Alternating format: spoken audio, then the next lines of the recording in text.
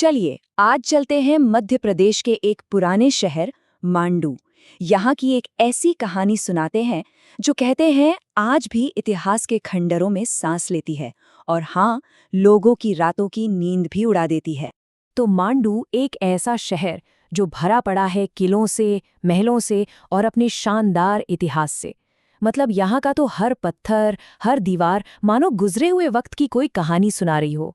लेकिन इस सब के अलावा इस शहर की हवा में कुछ और भी है, कुछ ऐसा जिसे लोग महसूस तो करते हैं पर समझ नहीं पाते। एक अनजाना सा साया। तो कहानी की शुरुआत होती है एक रात मांडो में। हमारे किरदारों से मिलिए। 4 दोस्त हैं, रोहित, अंकित, विवेक और सौरभ। और ये लोग निकले हैं रोमांच की तलाश में। वक्त था रात के करीब 10 बजे का और बाहर ना हल्की हल्की बारिश भी हो रही थी। अब दिन भर तो इन लोगों ने खूब घूमा, लेकिन रात में इन्हें सूझा एक एडवेंचर। और इन्होंने जगह भी क्या चुनी, एक पुरानी भूता बावड़ी जिसके बारे में ना जाने कितनी अफवाहें थी। भाई सोचा होगा कि एक छोटे से डरावने एडवेंचर में क्या ही बुराई है ना। अब वहां के लोकल लोगों ने इन्हें समझाया भी, चेतावनी भी दी, लेकिन इन्होंने सब नजरअंदाज कर दिया और बस चल पड़े उस रहस्यमयी बावड़े की तरफ, ये जाने बिना कि वो असल में किस खतरे को दावत दे रहे थे। लोगों ने तो साफ साफ कहा था, देखो रात के वक्त उस तरफ मत जाना, वो जगह ठीक नहीं है। पर इन चारों दोस्तों ने क्या किया, बस एक मजाक समझकर हंस दिए और बात को टाल दिया। बड़ी गलती। तो बस टॉर्च की रोशनी में ये लोग उस सुनसान रास्ते पर आगे बढ़ने लगे। चारों तरफ पेड़, जिनकी परछाइयां ऐसी लग रही थी जैसे कोई अजीब शक्लें बना रहा हो, और हवा में उफ एक अजीब सी भारी खामोशी थी। और फिर सामने वो दिखी, वो बावड़ी, एकदम गहरी, काली और सच कहूं तो बेहद डरावनी। और जैसे ही वो लोग बावड़ी के पास पहुंचे ना, सब कुछ बदल गया। वो मजाक मस्ती का मूड अब खत्म हो चुका था। अब बारी थी असली खौफ की। और तभी उस गहरे सन्नाटे को चीरती हुई एक बहुत ही धीमी फुसफुसाहट सुनाई दी। कौन है? बस इतना सुनना था कि चारों के चारों दोस्त जहां थे वहीं पत्थर बन गए। दिल बस जोर जोर से धड़क रहा था। वो लोग कुछ समझ पाते, कुछ सोच पाते, उससे पहले ही बावड़ी की गहराइयों से किसी के चलने की आवाज आने लगी। वो भी कैसी, धीमी, भारी, धप धप धप। ऐसा लगा जैसे कोई बहुत धीरे धीरे सीढ़ियां चढ़कर ऊपर आ रहा है। अब रोहित ने पता नहीं कहां से थोड़ी हिम्मत जुटाई और नीचे झांक कर देखा, और जो उसने देखा ना, उसे देखकर सच में उसकी रूह कांप गई। नीचे सफेद साड़ी में एक औरत थी, बाल एकदम बिखरे हुए और उसका चेहरा पूरा का पूरा काला, जैसे जैसे किसी ने उसे जिंदा जला दिया हो। रोहित के मुंह से बस एक ही शब्द निकला, भागो।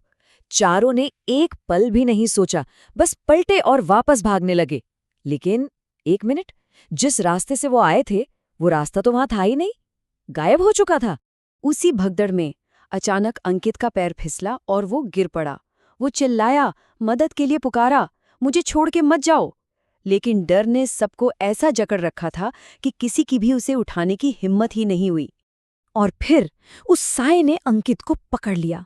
बस एक आखिरी भयानक चीख गूंजी और उसके बाद सिर्फ खौफनाक सन्नाटा। उस रात ने सब कुछ बदल दिया। 4 दोस्त गए थे, पर उस अंधेरे से बचकर निकले सिर्फ 3। एक सवाल अब भी हवा में तैर रहा था, अंकित कहाँ है? हाँ, सिर्फ 3, रोहित, विवेक और सौरभ जैसे तैसे अपनी जान बचाकर वहां से भागे तो सही, लेकिन अपने एक दोस्त को हमेशा के लिए उसी अंधेरे में पीछे छोड़ आए थे। इसके बाद पुलिस ने भी बहुत ढूंढा, बहुत तलाशी की, उस जगह का कोना कोना छान मारा, लेकिन अंकित का कोई नामो निशान नहीं मिला। वो जैसे हवा में ही गायब हो गया हो। सवाल वही था, आखिर वो गया कहाँ? और फिर कुछ दिनों बाद उसी बावड़ी के पास से एक पुरानी डायरी मिली, और उसमें जो लिखा था उसने तो सबके होश उड़ा दिए। लिखा था, मैं यहीं फंसी हुई हूं, मुझे किसी ने जिंदा जला दिया था, और अब जो भी यहां आता है वो कभी वापस नहीं जाता। आपको लगा कहानी खत्म? नहीं, उस रात का खौफ उस बावड़ी पर खत्म नहीं हुआ। वो डर, वो साया उन तीनों दोस्तों के साथ उनके घर तक आ पहुंचा था। अब भी उनका पीछा कर रहा था। चलिए रोहित की बात करते हैं। एक रात वो अपने कमरे में बस आईने के सामने खड़ा था। जाहिर है उस घटना के बाद से वो अक्सर खोया खोया और डरा हुआ सा रहता था। उसने आईने में खुद को देखा और फिर उसके ठीक पीछे उससे वही औरत खड़ी दिखाई दी।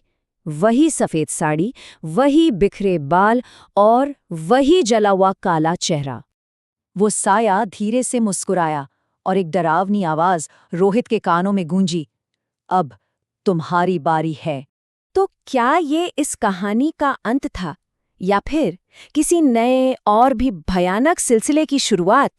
क्योंकि एक बात तो तय थी, जो साया मांडू की उस बावड़ी में कैद था वो अब आजाद हो चुका था।